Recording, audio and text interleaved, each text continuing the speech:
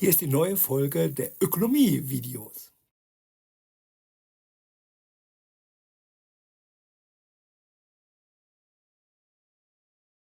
Welcome to The Explainer. So today we're going to tackle one of the biggest, most polarizing questions in finance. What is crypto actually worth? I mean, is it worth anything at all?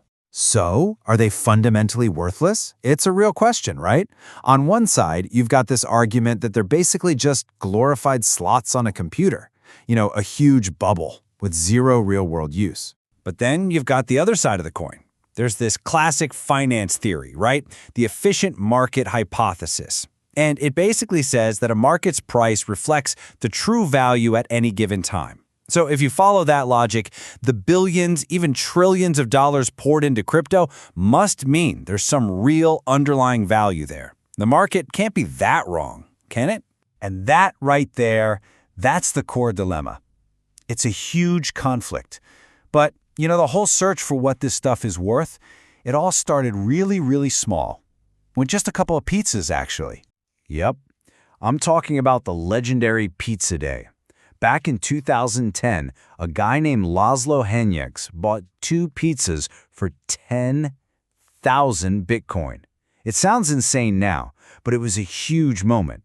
It was the very first time Bitcoin was used to buy something in the real world. And today, well, let's just say those would be some very, very expensive pizzas. So, starting from that simple pizza purchase, a really powerful idea started to take hold. It's probably the argument you've heard the most for Bitcoin's value, that it's the new digital gold. And the whole idea here, which folks like Saifedean Amos have written whole books about, is that Bitcoin is the very first thing that's truly scarce, but also completely digital. And there's even a model for this, called the stock-to-flow model. It's all about scarcity. You look at the total supply, the stock, and compare it to how much new stuff is made each year, the flow. Since Bitcoin has a hard cap of 21 million coins, and the new supply keeps getting smaller, the argument is that it's going to get more and more scarce, and therefore more valuable. Some people who follow this model think it'll be worth even more than gold, with prices in the hundreds of thousands or even higher. Okay, but let's be real. The comparison isn't perfect, right? I mean, critics are quick to point out that, hey, gold has been around for thousands of years. It has real uses in jewelry and electronics. And maybe most importantly, you can't just fork the code for gold and create gold 2.0. With Bitcoin, anyone can copy the open source code and make their own scarce coin. So, if scarcity isn't the whole story, then what else is there? Where else does the value come from? Well, that brings us beyond Bitcoin and into the world of second-generation cryptocurrencies. And this is a totally different way of thinking about value. It's not about just holding it, it's about utility. What can you actually do with this stuff? With coins like Ether or Matic, you need them to pay for things on the blockchain. You want to run a smart contract? You need the coin. You want to mint an NFT or buy some digital art? You need the coin. It's less like digital gold and more like digital oil.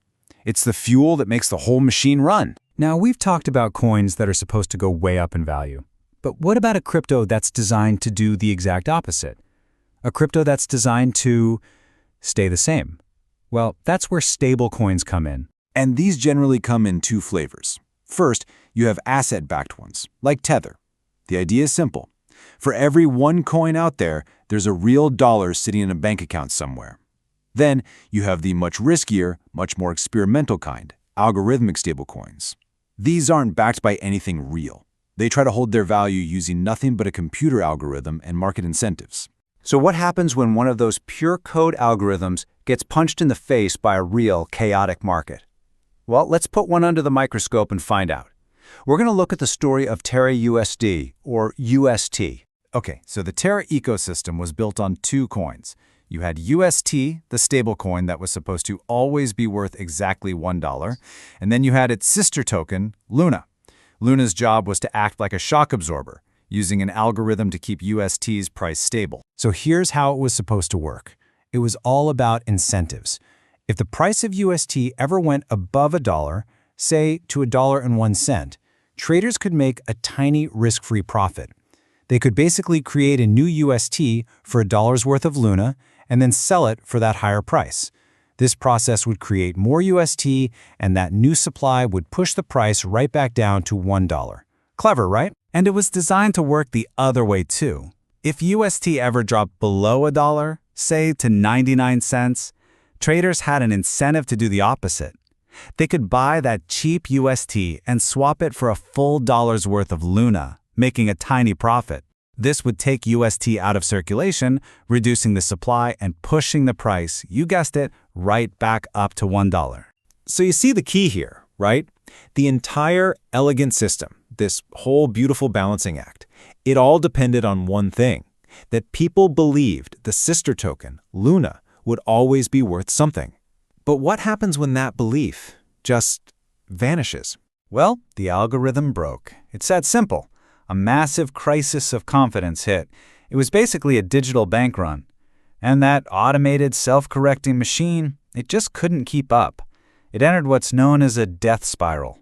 Now, Terra did have a backup plan, an emergency reserve, and it was a massive one, filled with Bitcoin. So, to try and defend the peg, to try and save UST, they were forced to break the glass and start selling off that Bitcoin.